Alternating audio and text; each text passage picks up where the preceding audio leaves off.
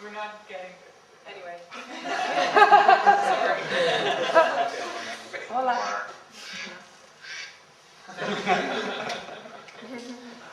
And you have democracy.org. Yeah.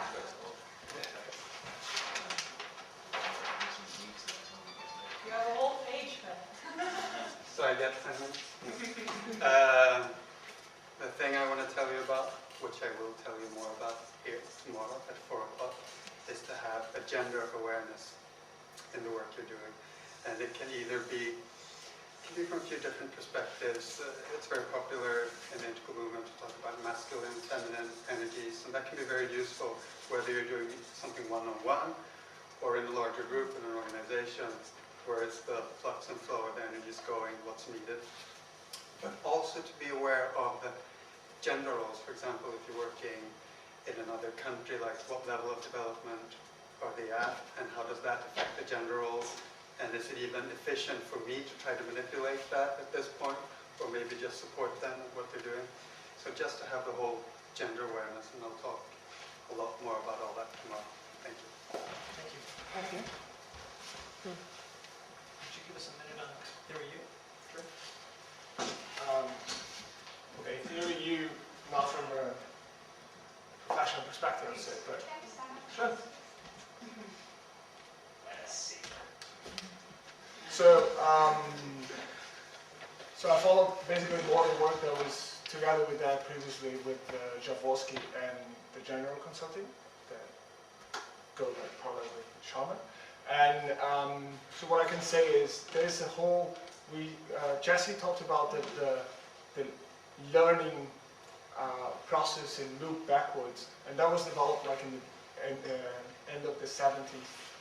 The double loop, feedback loops back to learn what happened and try to like PDCA Deming style.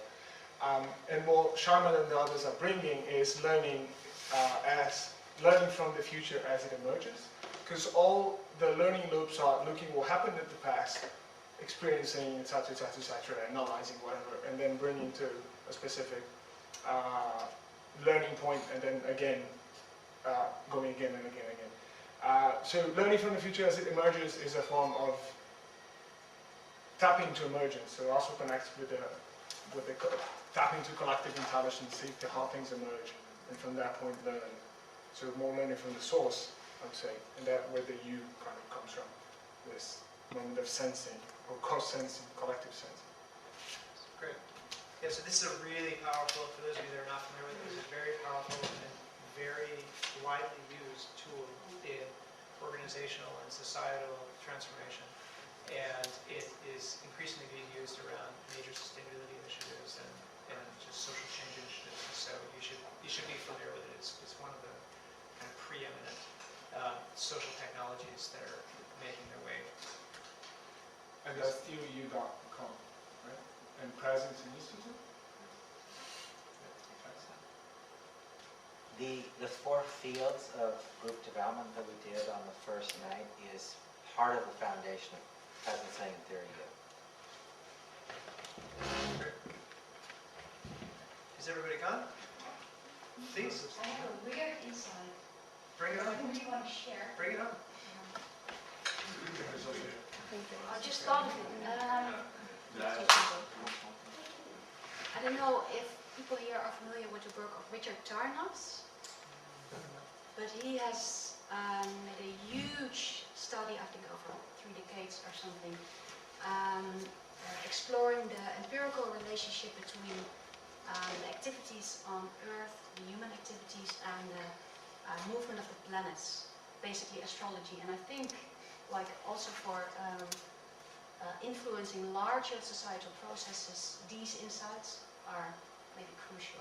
So maybe for some people, like astrology. So what's the book that you would recommend? Cosmos and Psyche. Cosmos and Psyche. It's called, yeah. And he was the one that wrote a history of the Western mind. Passion of the Western Mind. Passion of Yeah. the Western mind. Yeah. Cosmos and Psyche.net or org. I'm not sure. Yeah. Thank you. I would like to share just a real simple Oh, you got to play. Okay. Okay. Okay, fine. Just a real SHO, Sustainable Higher Education. It's in Amsterdam. They invented a tool to scan educations in how sustainable they are. And it's recognized right now by a lot of universities, and HBO is telling the universities for applied science. And well, they give they scan the education, they say how sustainable it is, and they give an advice report for that. And so you can also get stars for a certificate, so you can show how sustainable you are in your education, and that's When you already say you existing. scan a university, like an entire. Now you scan the course itself, Oh, the course but itself. also a little part of the university. Oh, that's interesting. So you scan the contents of the subjects, of what they get taught, and also how they get taught. Interesting. Yeah, it's called ISHI. Would you be kind enough to go over there and type Yeah. it down? Yeah, Audit Instrument for Sustainable Higher Education. No, wait a minute. Here's the What? I know, you want to add something. No, no, I choose the second in our group. It's all right, you already went, and I'll get you up again.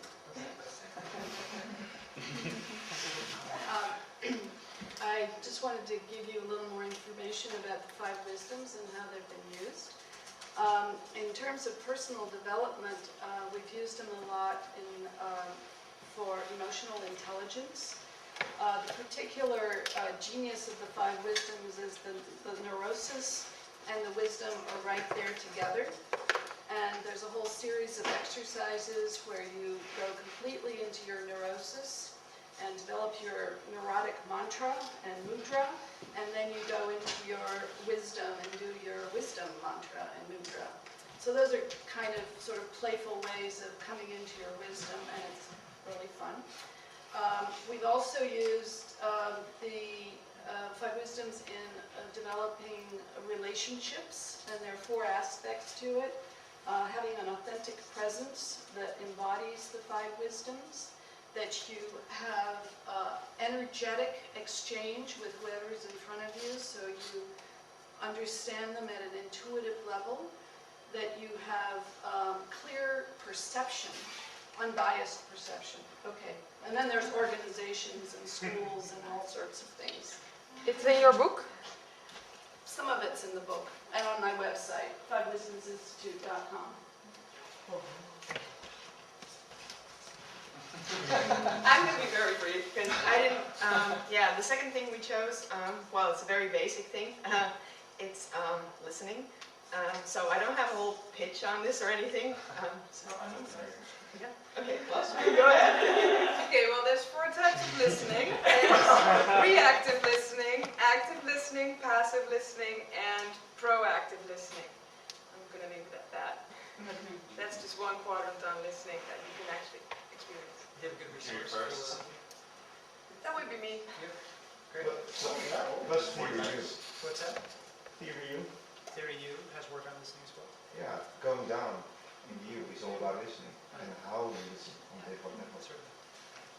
And then NLP has a lot of listening as well. Neurolinguistic programming. The problem with theory U is that about many things, that's actually the downside. So this is what my group brought. It also builds on, and it's called collective design. It's what? Collective design. Collective? Collective. How do you spell that? Collective. Oh, collective. Yeah. So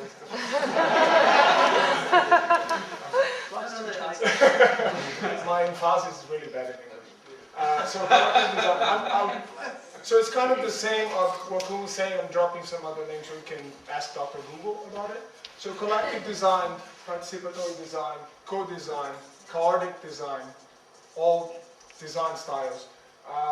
Talk about sets of large group interventions to bring stakeholders to make a decision together. Not only the people that they have a decision, a stake into to make the decision happen, but also the people that will be affected by whatever decision is coming out. So there's a whole bunch of different designs to have that in the room.